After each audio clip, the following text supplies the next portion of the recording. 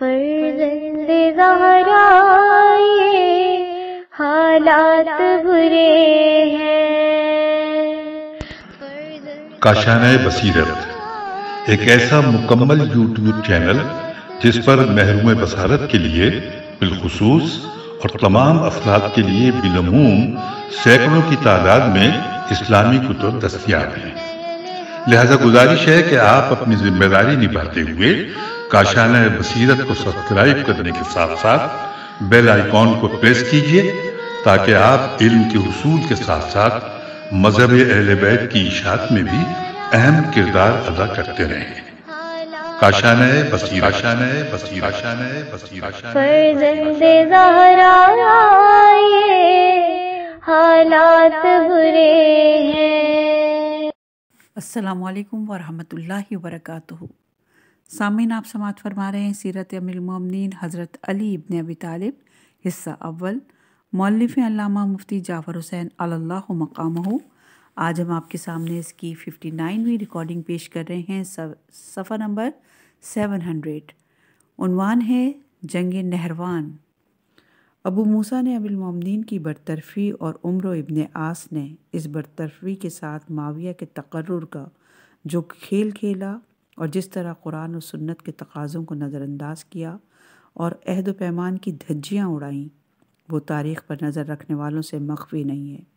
وہ لوگ جو امیر المومنین کو میدان حرب اور ضرب میں شکست نہ دے سکے، وہ مکر و فریب کے میدان میں بازی لے گئے اور حق و دیانت سے منہ موڑ کر معاویہ کے مقاصد کی تکمیل کا ذریعہ بن گئے۔ امیر المومنین کے لیے حاکمین کا فیصلہ خلاف توقع نہ تھا، بلکہ تحکیم کی قرارداد کو بروئے کار لانے والے افراد کو دیکھ کر سمجھ رہے تھے کہ دونوں معاویہ کی جنبہ داری اور ان کے اقتدار کا تحفظ کریں گے۔ اگرچہ خوارج فیصلہ تحکیم سے پہلے آپ کو جنگی قدم اٹھانے پر مجبور کرتے رہے، مگر آپ نے معاہدے کی خلاف ورزی گوارا نہ کی، اور جب حاکمین نے اپنے حدود کار سے تجاوز کر کے قاتلان عثمان کے بارے میں فیصلہ کرنے کی بجائے خلافت کا فیصلہ کر دیا اور اس سلسلے میں نہ قرآن کی طرف رجوع کیا اور نہ سنت رسول کو پیش نظر رکھا، حالانکہ یہ دونوں چیزیں قرارداد میں بنیادی حیثیت میں شامل تھیں، تو آپ نے اہل شام سے دوبارہ جنگ لڑنے کا فیصلہ کیا، اس لیے کہ امیر المومنین کے لیے دو ہی صورتیں تھیں، یا تو باطل کے آگے سر جھکا دیں یا شام پر دوبارہ چڑھائی کر دیں۔ پہلی صورت ممکن ہی نہ تھی کہ حق کو پامال ہوتے دیکھیں اور خاموش رہیں اور دنیا کو یہ تاثر دیں کہ حاکمین نے فیصلہ کیا ہے وہ صحیح اور مطابق کتاب و سنت ہے۔ اب یہی ایک صورت تھی کہ لشکر ترتیب دے کر شام کی طرف قدم بڑھائیں تاکہ معاویہ کی فریب کاری اور حاکمین کے عہد شکنی عالم پر آشکار ہو جائے۔ جب امیر المومنین نے شام پر چڑھائی کا ارادہ کر لیا تو چاہا کہ خوارج کو بھی، جو شام پر حملہ آور ہونے کے لیے بے چین تھے، شریک جنگ ہونے کی دعوت دیں۔ چنانچہ آپ نے عبداللہ ابن وہب، یزید ابن حسین کو تحریر کیا، ہم نے جن دو آدمیوں کو حق تسلیم کیا تھا انہوں نے کتاب خدا کی خلاف ورزی کی ہے اور نفسانی خواہشات کی رو میں بہہ گئے ہیں۔ انہوں نے نہ قرآن پر عمل کیا اور نہ سنت رسول پر۔ اب ہمارا موقف وہی ہے جو تحکیم سے پہلے تھا، لہٰذا تم ہم سے تعاون کرو تاکہ اپنے مشترکہ دشمن کی طرف قدم بڑھائیں اور ان سے جنگ کریں، یہاں تک کہ اللہ ہمارے اور ان کے درمیان فیصلہ کرے، اور وہ بہترین فیصلہ کرنے والا ہے۔ خوارج نے جواب میں تحریر کیا، اب آپ خدا کی خوشنودی کی خاطر جنگ کے لیے کھڑے نہیں ہوئے بلکہ اپنے نفس کی خاطر جنگ لڑنا چاہتے ہیں۔ اگر آپ اپنے کفر کا اعتراف کر کے توبہ کریں تو پھر ہم غور کریں گے کہ ہمیں آپ کا ساتھ دینا چاہیے یا نہیں، اور اگر آپ نے اقرار کفر کے بعد توبہ نہ کی تو ہم آپ سے لڑیں گے، اور اللہ خیانت کرنے والوں کو دوست نہیں رکھتا۔ جب امیر المومنین نے دیکھا کہ خوارج ساتھ دینے پر تیار نہیں ہیں تو انہیں نظر انداز کر کے فوج کی فراہمی میں مصروف ہو گئے اور اہل کوفہ کے ایک اجتماع میں خطبہ دیتے ہوئے فرمایا، اہل کوفہ، یاد رکھو کہ جو جہاد سے ہاتھ اٹھا لیتا ہے وہ تباہی و بربادی سے دوچار ہوئے بغیر نہیں رہتا۔ اٹھو اور ان لوگوں کے مقابلے میں بربستہ ہو جاؤ جو اللہ اور اس کے رسول کے دشمن ہیں اور خدا کے نور کو بجھانا چاہتے ہیں۔ یہ ظالم، جفاکار اور راہ حق سے برگشتہ ہیں۔ یہ نہ قرآن کو سمجھتے ہیں اور نہ دین ان میں سوجھ بوجھ رکھتے ہیں اور نہ خلافت کے اہل ہیں۔ خدا کی قسم اگر یہ لوگ برسر اقتدار آ گئے تو اسلامی قدروں کو پامال کر کے ہر قلی اور کسروی نظام قائم کریں گے۔ اٹھو اور ان دشمنان دین سے جنگ کرو۔ ہم نے بصرہ سے بھی فوجی مدد طلب کی ہے، اس کے آتے ہی ہم شام کی جانب روانہ ہو جائیں گے۔ حضرت نے عامل بصرہ ابن عباس کو تحریر فرمایا کہ ہم شامیوں سے لڑنے کے لیے جا رہے ہیں، تم بصرہ سے فوجی کمک لے کر نخیلہ پہنچو، جسے ہم نے فرہامی لشکر کے لیے چھاونی قرار دیا ہے۔ حضرت کے اس پیغام پر ابن عباس اور حنیف ابن قیس نے اہل بصرہ کو حضرت کے حکم سے آگاہ کیا گیا، انہیں جلد سے جلد تیاری کی ہدایت کی۔ اس آواز پر 1500 آدمی جنگ کے لیے آمادہ ہوئے۔ ابن عباس نے اس قلیل جماعت کو دیکھا تو اہل بصرہ کو جمع کیا اور ان سے کہا کہ اے لوگوں، تمہیں امیر المومنین کے حکم سے آگاہ کر چکا ہوں، انہوں نے تمہیں دشمن سے لڑنے کے لیے بلایا ہے، مگر افسوس کا مقام ہے کہ اتنے بڑے شہر سے جہاں 60,000 جنگجو افراد موجود ہیں، صرف 1500 آدمی جنگ کے لیے آمادہ ہوئے ہیں۔ اگر تم جنگ سے پہلو تہی کرتے ہوئے گھروں میں بیٹھے رہے تو یاد رکھو کہ تمہیں پچھتانا پڑے گا۔ میں نے جاریہ ابن قدامہ سعیدی کو فرہامی لشکر کے لیے مامور کیا ہے، تم فوراً ان کے پرچم کے نیچے جمع ہو جاؤ۔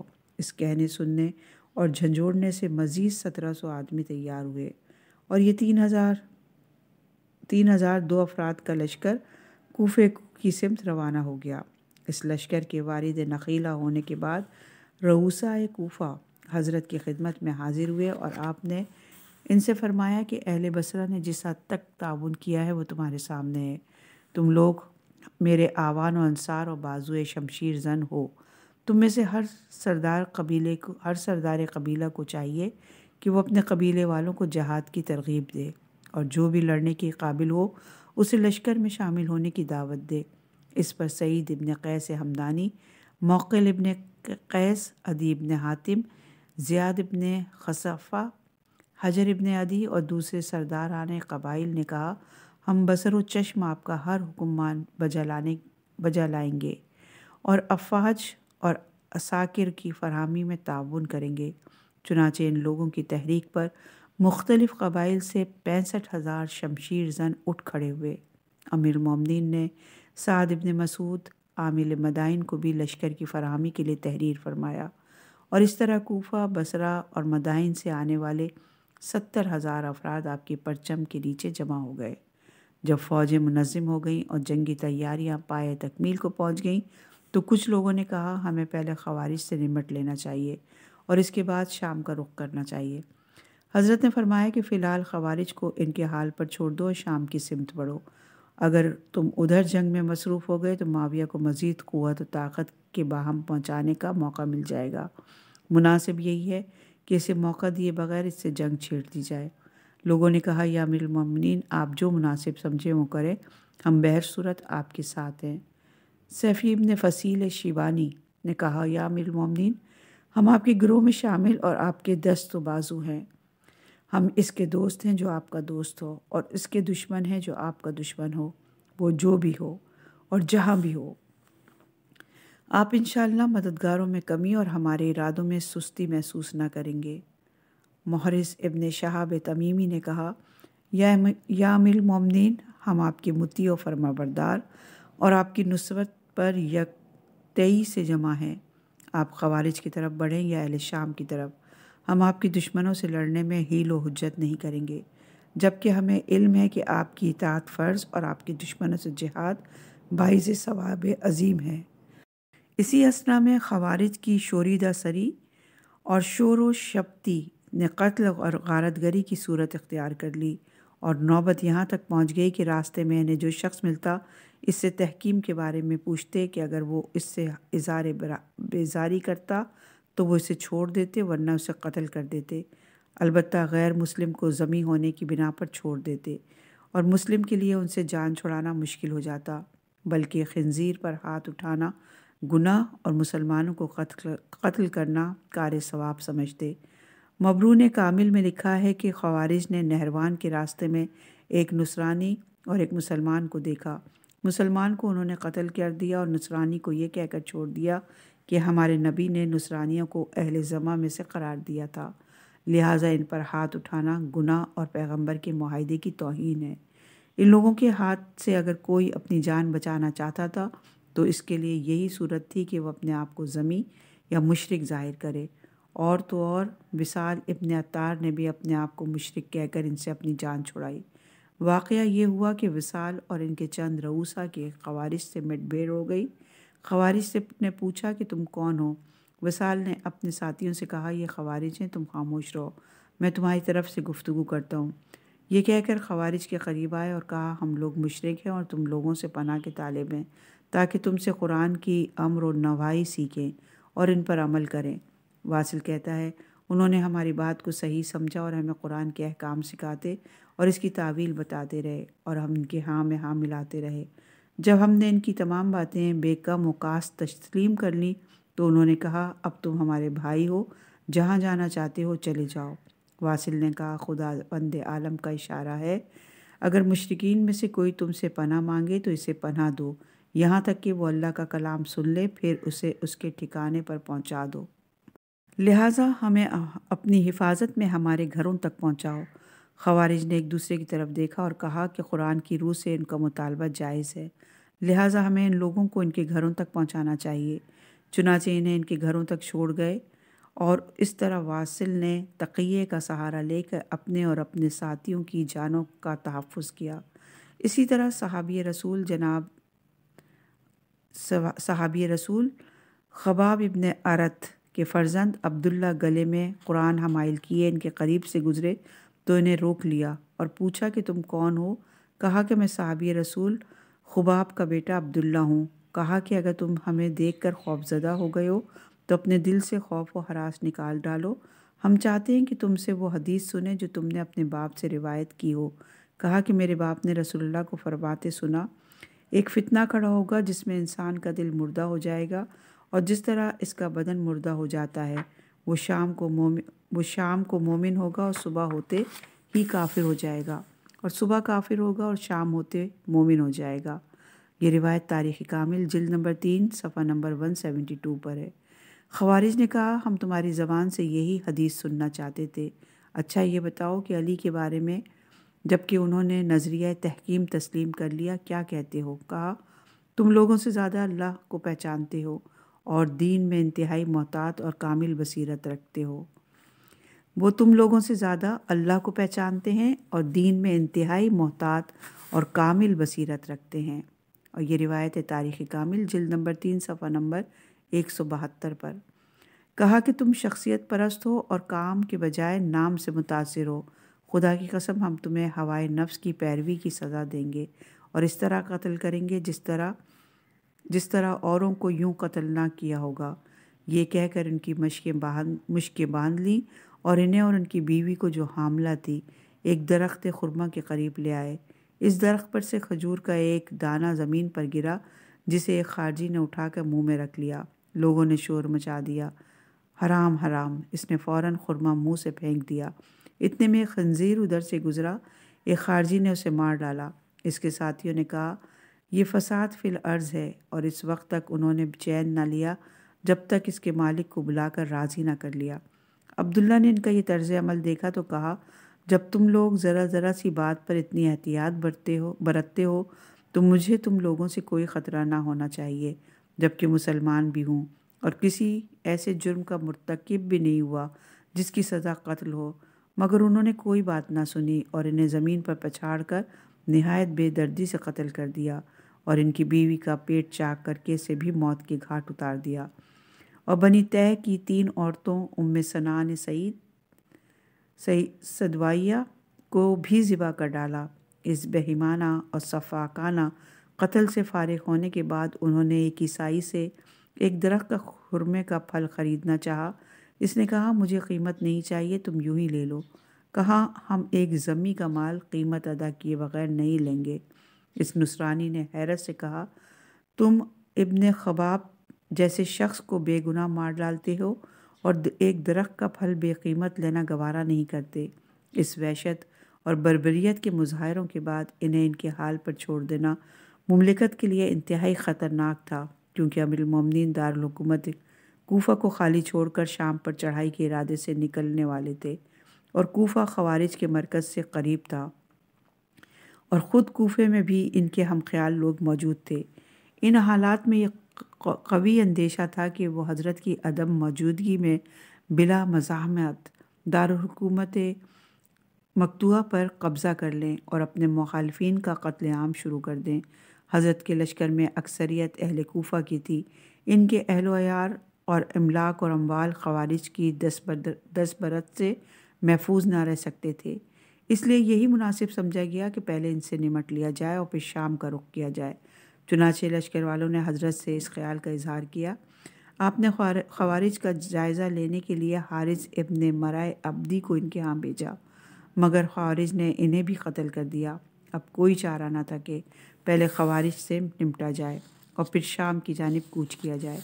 چنانچہ حضرت نے شام جانے کے بجائے نہروان جانے کا حکم دے دیا۔ جب لشکر روانہ ہونے لگا تو مسافر ابن عفیف ازدی نے کہا کہ یا امیر المومنین، میں ستاروں کی گردش کو پہچانتا ہوں، یہ نیک ساتھ نہیں ہے۔ جب 3 گھڑی دن گزر جائے اس وقت سفر کا آغاز کیا جائے، ورنہ لشکر کو شدید نقصان پہنچنے کا اندیشہ ہے۔ حضرت نے فرمایا تم بتا سکتے ہو کہ میری گھوڑی کے پیٹ میں کیا ہے؟ کہا میں حساب لگا کر بتا سکتا ہوں۔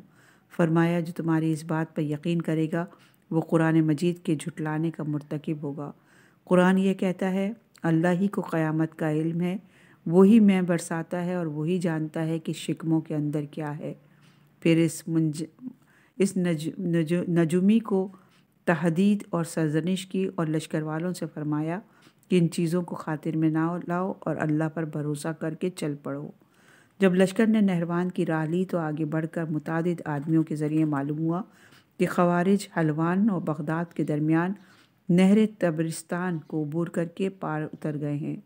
امیر المومنین کو جب اس کی اطلاع دی گئی تو آپ نے فرمایا ایسا ہرگز نہیں ہو سکتا کہ وہ ابھی اسی طرف ہیں اور دریا کے ادھر ہی رمیلہ کی سرزمین پر قتل کیے جائیں گے۔ اتنے میں مقدمۃ الجیش کا ایک سپاہی دوڑتا ہوا آیا اور کہنے لگا میں نے اپنی آنکھوں سے انہیں پل کے ذریعے پار اترتے دیکھا ہے۔ حضرت نے 3 مرتبہ اس سے دریافت کیا، اس نے ہر مرتبہ قسم کھا کر یہی کہا کہ وہ دریا کے ادھر جا چکے۔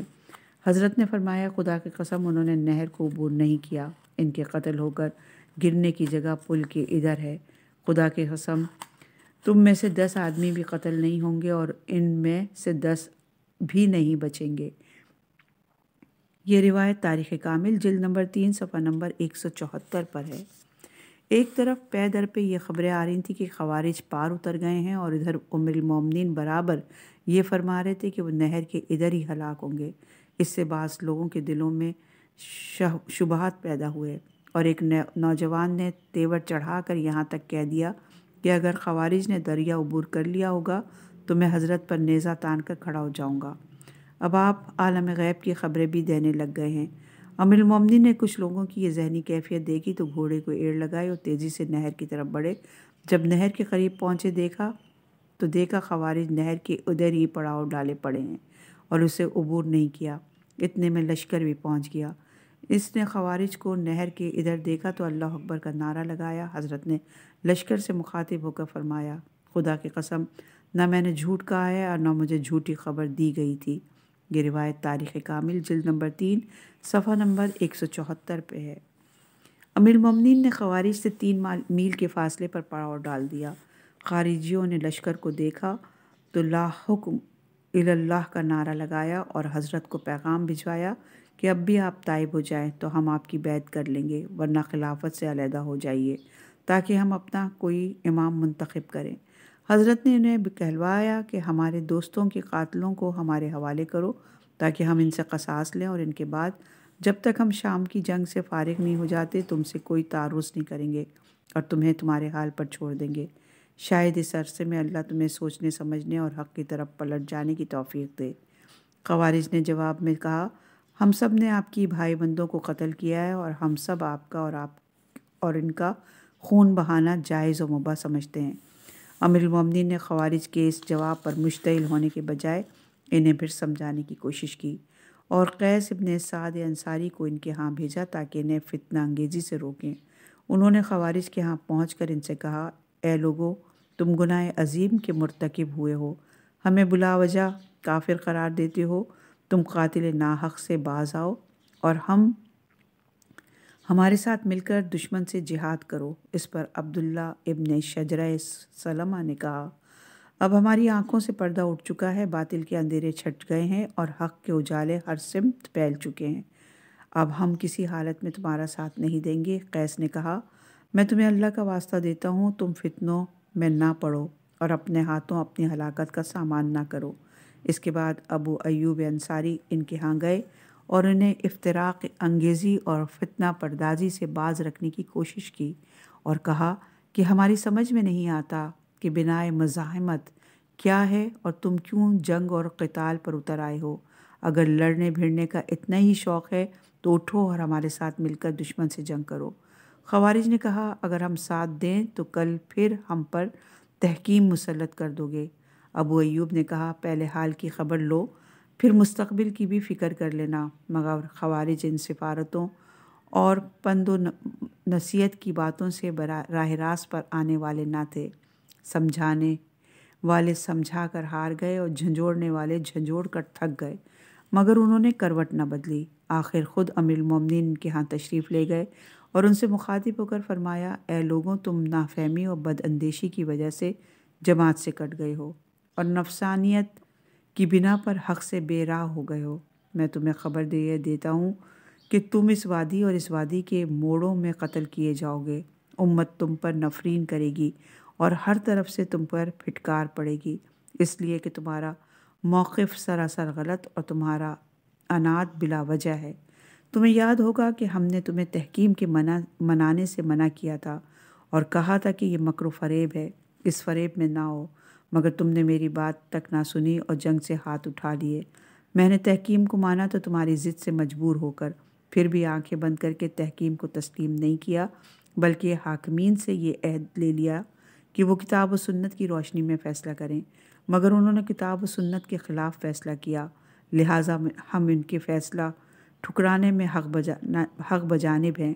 خوارج نے کہا کہ بے شک ہم نے تحکیم کو مانا، جس کے نتیجے میں ہم کافر ہو گئے، مگر ہم نے توبہ کر لی ہے، پھر آپ بھی اپنے کفر کا اعتراف کر کے توبہ کریں، پھر ہم آپ کی بیعت بھی کریں گے اور آپ کے ساتھ ہو کر دشمن سے جنگ بھی لڑیں گے۔ فرمایا، کیا اللہ کے رسول پر ایمان لانے اور ان کی ہجرت کرنے اور اسلامی غزوات میں شریک ہونے کے بعد میں اپنے بارے میں کفر کی شہادت دوں؟ یہ کیوں کر ممکن ہے؟ اس پر خوارج نے شور مچایا اور کہا، اگر آپ کفر کا اقرار نہیں کرتے تو ہم آپ سے کوئی بات چیت نہیں کریں گے۔ حضرت نے فرمایا کہ ہلڑ ہنگامے میں نہ کوئی بات منوائی جا سکتی ہے اور نہ کسی صحیح نتیجے پر پہنچا جا سکتا ہے۔ آؤ یوں فیصلہ کر لیں کہ تم اپنا ایک نمائندہ منتخب کرو اور مجھ سے گفتگو کرے، اگر اس نے مجھے قائل کر دیا تو میں اپنے کفر کا اقرار کر کے توبہ کر لوں گا، اور اگر میں نے اسے مطمئن کر دیا تو پھر تمہیں اس معدیانہ رویے کو ترک کرنا پڑے گا۔ خوارج نے پہلے تو اس میں پس و پیش کیا، پھر وہ تیار ہو گئے اور عبداللہ ابن قواہ کو اپنا نمائندہ بنا کر پیش کیا۔ حضرت نے ابن قواہ سے کہا، تم کس بات پر برہم اور رنجیدہ ہو، جبکہ تم میری امارات پر راضی اور میرے فرما بردار تھے اور جنگ جمل میں میرے مخالفین سے لڑ بھی چکے ہو؟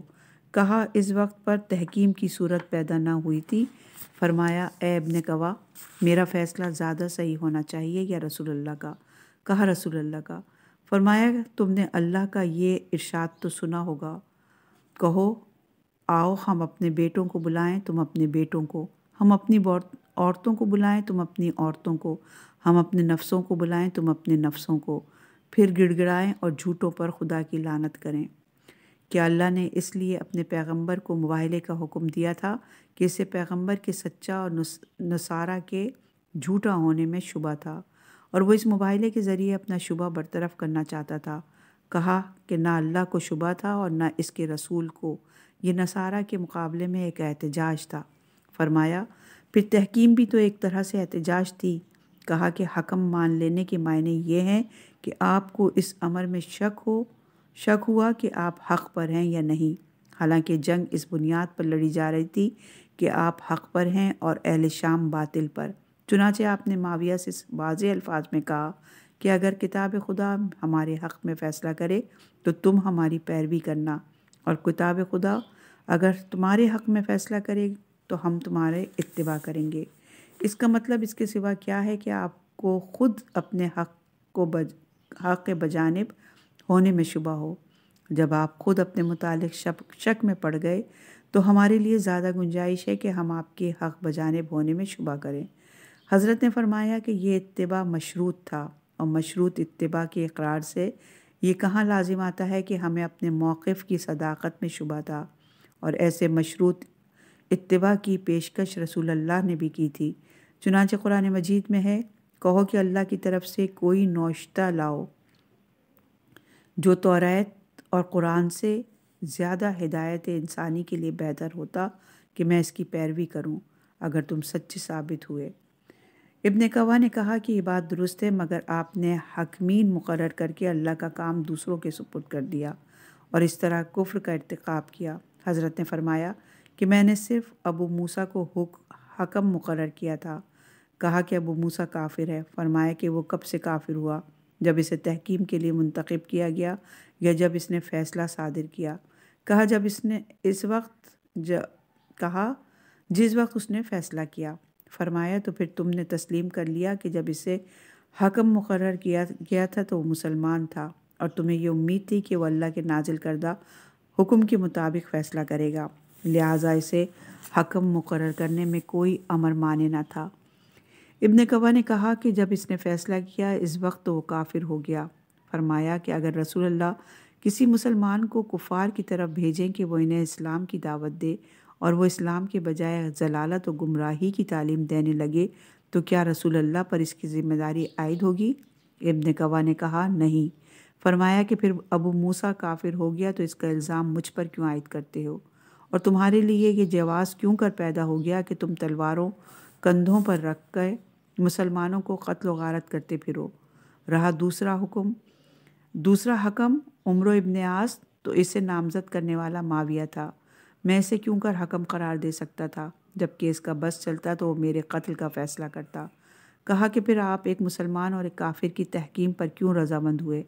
فرمایا خداوند عالم نے زن و مرد کے اختلاف کی صورت میں حکم قرار دینے کی اجازت دیتے ہوئے فرمایا ہے، اگر تمہیں میاں بیوی کے درمیان تفرقہ کا اندیشہ ہو تو ایک ثالث مرد کے کنبے میں سے اور ایک ثالث عورت کے کنبے میں سے مقرر کر دو۔ اب اگر کوئی مسلمان کسی یہودی یا عیسائی عورت سے نکاح کر لیتا ہے اور پھر دونوں میں مناقشہ رونما ہوتا ہے تو ظاہر ہے کہ مرد کے کنبے کا ثالث مسلمان ہوگا اور عورت کے کنبے کا ثالث یہودی ہوگا یا عیسائی۔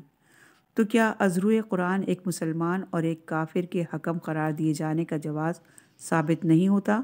خوارج نے جب دیکھا کہ ابن کوا اس سے کوئی جواب نہیں بن پڑتا تو اسے کہلوا بھیجا کہ گفتگو ختم کر کے واپس چلے جاؤ۔ چنانچہ وہ بات چیت کو ادھورا چھوڑ کر واپس اپنی صفوں میں چلا گیا۔ امیر المومنین نے باوجود یہ کہ ان پر حجت تمام کر دی مگر ان کے روش میں کوئی فرق نہ آیا۔ اب جنگ کے علاوہ کوئی چارہ نہ تھا۔ حضرت نے لشکر کو صف بندی کا حکم دیا اور مینما اور میسرہ ترتیب دیے۔ مینما کی کمان حجر ابن عدی کو اور میسرہ کی کمان شمس ابن ربی کے سپرد کی، اور سواروں پر ابو ایوب انصاری کو اور پیادوں پر ابو قتادہ انصاری کو افسر مقرر کیا، اور اہل مدینہ کی قیادت جن کی تعداد 700 یا 800 تھی قیس ابن سعد انصاری سے متعلق تھی، اور خود قلب لشکر میں تشریف فرما ہوئے۔ خوارج نے اپنے لشکر کو اس طرح ترتیب دیا کہ مینما پر یزید ابن حسین کو اور میسرہ پہ شری ابن اوفی عبسی کو سالار مقرر کیا، سواروں پر حمزہ ابن سنان اسدی کو اور پیادوں پر ہرقوس ابن زہیر کو امیر مقرر کر دیا۔ جب صفوں کے مقابلے میں صفیں جم گئیں تو حضرت نے ابو ایوب انصاری کو ایک سفید پرچم دے کر 2000 کی جمعیت کے ساتھ خوارج کی طرف بھیجا۔ انہوں نے آگے بڑھ کر اعلان کیا کہ اے لوگوں، امیر المومنین فرماتے ہیں تم میں سے جو شخص اس علم کے نیچے چلا آئے یا کوفہ یا مدائن واپس چلا جائے یا اس جماعت کے ساتھ چھوڑ کر الگ ہو جائے، اس کے لیے امان ہے۔ اس اعلان کا یہ اثر ہوا کہ فروہ ابن نوفل شجعی نے جو رؤسائے خوارج میں سے تھے اپنے قبیلے والوں سے کہنے لگا، خدا کی قسم ہمیں نہیں معلوم کہ ہم کس بنا پر علی کے مقابلے میں صف آراؤ ہو رہے ہیں۔ نہ ہمارے پاس اس محاربہ کے جواز کی کوئی دلیل ہے، نہ اس خروج کی کوئی معقول وجہ۔ ہمیں ان لوگوں سے علیحدہ ہو جانا چاہیے۔ اس کے بعد ہم سوچیں گے کہ ہم علی کی اطاعت کرنا چاہیے یا ان سے جنگ کرنا چاہیے۔ یہ کہہ کر وہ 500 آدمیوں کے ساتھ خوارج سے الگ ہو کر بندیجین چلا گیا اور ایک گروہ کوفہ روانہ ہو گیا، اور 100 آدمی ابو ایوب کے پرچم کے نیچے آ کر حضرت کی جماعت میں شامل ہو گئے۔ یہ حضرت کے موقف کی صحت، استدلال کی قوت اور مصالحانہ روش کا نتیجہ تھا۔ امیر المومنین نے بقیہ خوارج کو جنگ کے ہولناک نتائج سے متنبہ کیا، مگر وہ جنگ سے دستبردار ہونے پر آمادہ نہ ہوئے۔ اب جنگ کے شروع ہو جانے میں خوارج کے حملے کا انتظار تھا، کیونکہ حضرت نے اپنی فوج کو پابند کر دیا تھا کہ جب تک ادھر سے حملہ نہ ہو وہ حملہ نہ کرے۔ آخر ایک خارجی اپنی صفوں سے نکلا اور حملہ کر کے حضرت کی سپاہ میں سے 3 آدمیوں کو شہید کر دیا۔ حضرت طیش میں آگے بڑھے اور تلوار سے اس پر حملہ کیا۔ جب تلوار اس پر پڑی تو کہنے لگا، جنت میں جانا کتنا گوارا اور شیریں ہیں۔ عبداللہ ابن وہب نے یہ الفاظ سنے تو کہا، خدا کی قسم مجھے نہیں معلوم کہ تو جنت کی طرف جا رہا ہے یا دوزخ کی طرف۔ بنی سعد کے خارجی نے یہ سنا تو کہا، میں عبداللہ ابن وہب کے ورغلانے سے یہاں چلا آیا اور اسے ابھی تک یہ علم نہیں کہ اس کا موقف صحیح ہے یا غلط، اور اس کی جماعت کو جنت میں جانا ہے دوزخ میں۔ اور یہ کہہ کر اپنی جماعت سمیت خوارج کی صفوں سے علیحدہ ہو گیا۔ خوارج ایک ایک کر کے لڑنے کے بجائے جلد ہی مجموعی حملے پر اتر آئے، چنانچہ انہوں نے تلواروں کی نیامیں توڑ ڈالیں، کمانوں میں تیر جوڑ لیے، نیزے تانے اور لا حکم اللہ کا نعرہ لگا کر حملہ کر دیا۔ یہ حملہ اتنا شدید تھا کہ سواروں کے قدم اکھڑ گئے، مگر پیچھے ہٹ کر سنبھلے اور نیزوں اور تلواروں کے آگے سینہ تان کر کھڑے ہو گئے۔ حضرت نے پکار کے کہا، ہاں اے جواں مردوں، آگے بڑھ کر شیرانہ حملہ کرو۔ یہ کہہ کر حضرت ابھی اٹھ کھڑے ہوئے۔ اب جو فوج نے آپ کی کمان میں ایک ساتھ حملہ کیا تو ہر طرف خون برسنے لگا اور لاشوں پر لاشیں گرنے لگی۔ اس پرزور حملے سے دشمن کے پرے ٹوٹ گئے اور صفیں درہم برہم ہو گئیں۔ حضرت کی تلوار میں لڑتے لڑتے خم آ گیا، آپ نے اسے زانوں پہ رکھ کر سیدھا کیا اور پورے جوش و خروش سے حملہ آور ہوئے۔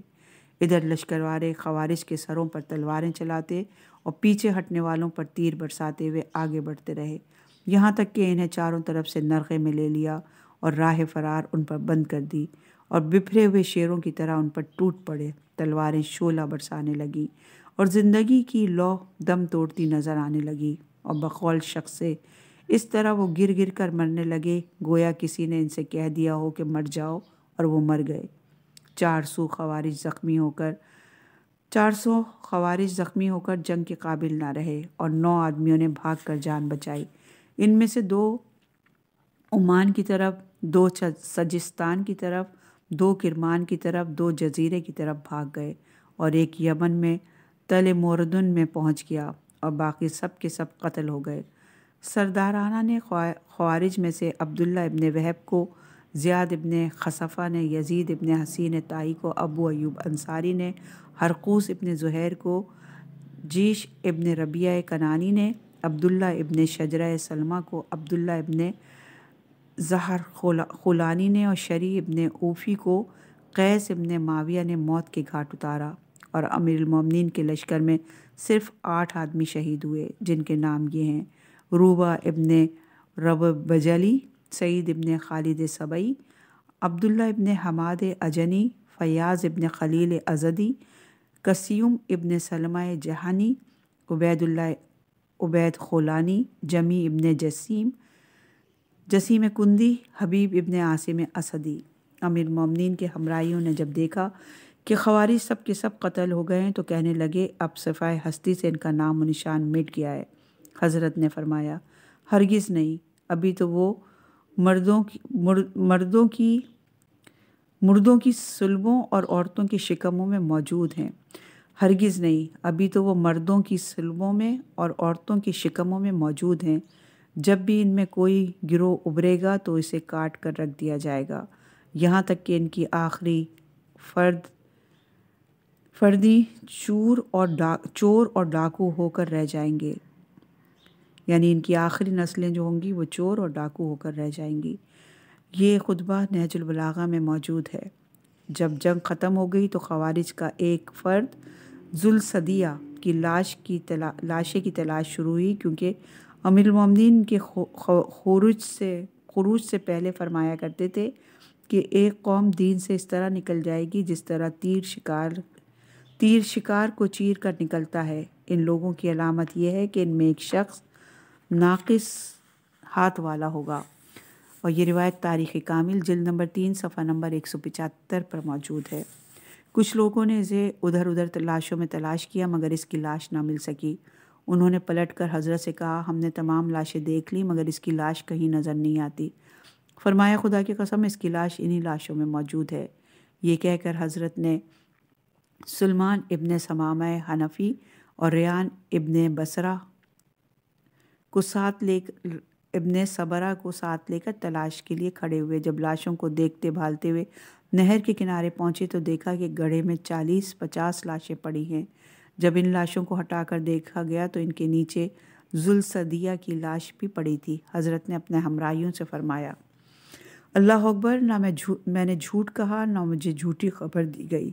اگر مجھے یہ اندیشہ ہوتا کہ تم عمل سے روگرداں ہو جاؤ گے تو میں ان خوارج سے بصیرت کے ساتھ جنگ کرنے والوں اور جس حق پر ہم ہیں اس حق کو پہچاننے والوں کے لیے اللہ نے اپنے پیغمبر کی زبان سے جس اجر و ثواب کا وعدہ فرمایا ہے اس سے تمہیں آگاہ کرتا۔ یہ روایت تاریخ طبری جلد نمبر 4 صفحہ نمبر 66 پر ہے۔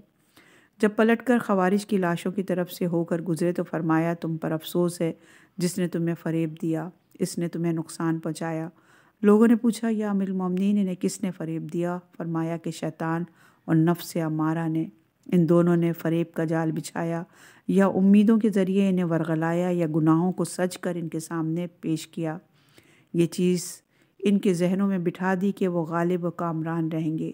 اس جنگ میں کامیابی کے بعد امیر المومنین نے اپنے ہمراہیوں کو نجومی کی وہ بات یاد دلاتے ہوئے جو اس نے ساتھ کے بد ہونے کی متعلق کہی تھی، فرمایا، اگر ہم اس گھڑی میں نکلتے جس میں نکلنے کا مشورہ نجومی نے دیا تھا تو جاہل و بے خبر لوگ یہ کہتے کہ یہ فتح اس گھڑی میں نکلنے کا نتیجہ ہے جس کی ہدایت اس نجومی نے دی تھی۔ یہ روایت تاریخ کامل جلد نمبر 3 صفحہ نمبر 173 پر موجود ہے۔ خوارج کا طرز عمل انتہائی تعجب انگیز ہے۔ انہوں نے صفین میں عین فتح کے موقع پر تلواریں روک لیں، اپنے سروں پر تلواروں کے چلنے کا سامان کیا، خود ہی تحکیم پر زور دیا اور خود ہی اس کے مخالف ہو گئے، اتفاق اور اتحاد کو پارا پارا کیا اور نت نئے فتنے اٹھائے۔ امیر المومنین جن کا ہر قول و عمل سراپا ایمان تھا، ان سے برات کا نام ایمان رکھا اور ان سے وابستگی کو کفر سے تعبیر کیا اور برابر اس پر اصرار کرتے رہے۔ آپ کفر کا اقرار کر کے توبہ کریں اور تحکیم کا معاہدہ توڑ کر جنگ کے لیے اٹھ کھڑے ہوں۔ اگر یہ لوگ واقعاً تحکیم کے مخالف اور معاویہ سے جنگ کرنا چاہتے تھے تو تحکیم کے فیصلے کے بعد اس کا موقع تھا وہ معاویہ سے جنگ کرتے، مگر معاویہ سے لڑنے کے بجائے وہ حضرت کے مقابلے میں صف آرا ہو گئے۔ اس سے صاف ظاہر ہے کہ معاویہ سے جنگ و قتال ان کے نزدیک اتنا ضروری نہ تھا جتنا حضرت کی زبان سے کفر کا اعتراف اہم تھا، ورنہ معاویہ بھی تو ان کے نزدیک کافر تھا۔ پہلے اس سے نمٹ لیتے جبکہ اس سے نمٹنے کا موقع فراہم ہو گیا تھا، اور پھر حضرت علی نے جنہیں بازوم خود کافر سمجھتے تھے نمٹتے، بلکہ وہ اپنے نعرہ لا حکم اللہ پر مخلص ہوتے تو انہیں پہلے معاویہ ہی کے مقابلے میں اترنا چاہیے تھا، اس لیے کہ وجہ کفر تو تحکیم تھی اور معاویہ اس تحکیم کا بانی اور تجویز کنندہ تھا، اور حضرت علی نے اسے مانا تھا تو مجبوری کی صورت میں۔ پھر معاویہ کو نظر انداز کر کے حضرت سے اقرار کفر کے مطالبے کے معنی اس کے سوا کیا ہو سکتے ہیں کہ حضرت کو کفر اور عہد شکنی کا مرتکب قرار دے کر دوسروں کی نظروں سے گرائے، اور معاویہ سے لڑنے کا ولولہ ان کے دلوں میں ہوتا تو فتح سے دستبردار ہو کر جنگ بندی پر اصرار ہی کیوں کرتے۔ خوارج کی غرض صرف امیر المومنین کی مخالفت تھی۔ انہوں نے آپ کے خلاف فتنہ و بغاوت کو ہوا دی، طرح طرح کے الزام تراشے اور حق و صداقت کے مقابلے میں ضلالت و گمراہی پر جمے رہے۔ حضرت نے انہیں سمجھانے بجھانے میں کوئی دقیقہ اٹھا نہ رکھا، نہ ان پر سختی روا رکھی اور نہ ان کے معاشی وظائف میں کمی کی۔ اور جب ان کی طغیانی اور سرکشی اس حد تک بڑھ گئی کہ انہوں نے بے دریغ مسلمانوں کو حق گوئی کے جرم میں قتل کرنا شروع کر دیا اور عورتوں کو ذبح کر ڈالا، تو بحالت مجبوری ان کی طرف قدم اٹھایا اور میدان جنگ میں بھی انہیں دلائل سے مطمئن کرنے کی کوشش کی۔ اور جب دلائل کا ان پر کوئی اثر نہ ہوا تو عمومی امان کا اعلان کیا اور انہوں نے اس امان سے فائدہ اٹھایا، انہیں کسی باس پرس کے بغیر جدھر وہ جانا چاہتے تھے جانے دیا۔ ان تمام چیزوں کے باوجود جب وہ جنگ سے دستبردار ہونے پر آمادہ نہ ہوئے تو پھر اس کے علاوہ چارہ ہی کیا تھا کہ انہیں قرار واقعی سزا نہ دی جائے اور جنگ لڑ کر ان کے کسبل نکال دیے جائیں۔ اس جنگ سے قبل اور اس کے دوران امیر المومنین نے متعدد پیشن گوئیاں فرمائیں۔ ہر پیشن گوئی حرف بحرف پوری ہوئی۔ یہ پیشن گوئیاں کہانت اور ستارہ شناسی پر مبنی نہ تھیں، ورنہ ایک ماہر منجم کی پیشن گوئی کو ٹھکرانے کے بجائے اس کی صحت و سقم پر غور کرتے اور اپنے مقررہ قواعد پر جانچنے پرکھتے، مگر آپ نے اسے تکذیب قرآن کے مترادف سمجھتے ہوئے مسترد کر دیا۔ بلکہ یہ تمام امور وہ تھے جن کا علم پیغمبر اکرم کے ذریعے ان کے سینے میں ودیت تھا، جس کے بعد نہ ان کی صحت میں کوئی شک و شبہ ہو سکتا تھا اور نہ خلاف واقعہ ہونے کا وہم و گمان، اس لیے کہ ہر مورد پر آپ نے جو خبر دی یقین و وثوق کے ساتھ، گویا آپ کی آنکھیں غیب کے پردوں کو چاک کر کے مستقبل کے صفحے پر ابھرنے والے نقوش کو دیکھ رہی تھیں۔ چند پیشن گوئیاں ہم آپ کی گوش گزار کرتے ہیں۔ نمبر 1، آپ نے زرع ابن برج تائی سے کہا تھا تم قتل کیے جاؤ گے، اور ربیہ ابن شداد خصمی سے کہا تھا کہ تمہاری لاش گھوڑوں کے سموں میں پامال ہوگی۔ چنانچہ یہ دونوں اس جنگ میں قتل کیے گئے اور ربیہ کی لاش گھوڑوں کے سموں میں پامال ہو گئی۔ قبیصہ کہتے ہیں کہ جب میں نے دیکھا کہ گھوڑوں کے سموں سے ربیہ کا چہرہ اور سر کچلا گیا ہے اور جسم کے ٹکڑے ہو گئے ہیں تو مجھے حضرت علی کی بات یاد آئی اور میں نے کہا کہ ابوالحسن کی خوبیوں کو کیا کہنا، انہوں نے جب بھی کوئی بات کہی وہ اسی طرح ہو کر رہی۔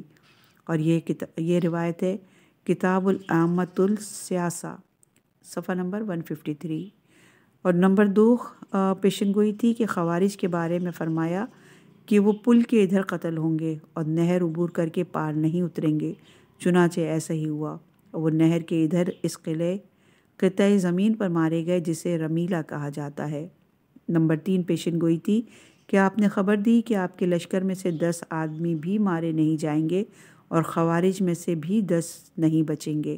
چنانچہ آپ کے لشکر میں سے 8 آدمی شہید ہوئے اور خوارج میں سے 9 آدمیوں نے بھاگ کر جان بچائی۔ نمبر 4 پیشن گوئی تھی کہ ذوالصدیہ کے بارے میں فرمایا کہ وہ یقیناً مارا گیا ہے اور اس کی لاش مقتولین میں موجود ہے۔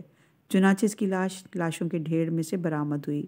اور نمبر 5 پیشن گوئی، آپ نے خوارج کے مارے جانے کے بعد فرمایا کہ وہ ختم نہیں ہوئے، ابھی صلبوں اور شکموں میں موجود ہیں اور جب بھی سر اٹھائیں گے کچل دیے جائیں گے۔ چنانچہ جنگ نہروان کے بعد وہ چھوٹے بڑے جتھوں کی صورت میں علم بغاوت بلند کرتے رہے اور حضرت کی فوج کے ہاتھوں مارے جاتے رہے، اور پھر اموی اور عباسی دور میں ہر حکومت سے ٹکرانے کے لیے اٹھے اور محلب ابن ابی صفرہ 12 برس تک ان سے نبرد آزما رہا اور آخر ان میں پھوٹ ڈلوا کر اور انہیں آپس میں لڑوا کر انتہائی کمزور کر دیا، اور عباسیوں نے انہیں اس طرح کچلا کہ ان اطراف میں ان کے لیے جینا مشکل ہو گیا اور تتر بتر ہو کر عمان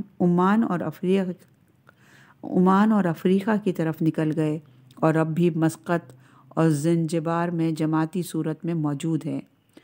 نمبر 6 پیشن گوئی تھی کہ آپ نے فرمایا کہ ان کی آخری فرد رہزنوں اور قزاقوں کی صورت میں ابھرتی رہے گی۔ جن کی آخری نسلیں ہیں وہ رہزنوں اور قزاقوں کی صورت میں ابھرتی رہیں گی۔ چنانچہ تاریخ اس کی شہادت دیتی ہے کہ قتل و غارت اور لوٹ کھسوٹ انہوں نے اپنا شیوا بنا لیا، جہاں موقع ملتا دھاوا بولتے اور جو ہاتھ لگتا لوٹ لے جاتے۔ ابن ابی الحدید نے تحریر کیا، अमीर मोमिनीन की ये पेशन गोई भी सही साबित हुई कि खवारिज रहजन और क़ज़ाक़ होकर रह जाएंगे। चुनाचे खारिजियों की दावत कमज़ोर पड़ गई और इनके जवां मर्द फना हो गए और नौबत यहाँ तक पहुँची कि उनके बाद आने वाले रहजन हो गए जो एलानिया फ़िस्क़ व फ़ुजूर के मुर्तकिब हुए और ज़मीन में फितना व फसाद फैलाते रहे। ये रिवायत शरह इब्न अल हदीद जिल्द नंबर 5 सफ़ा नंबर 240 पर मौजूद।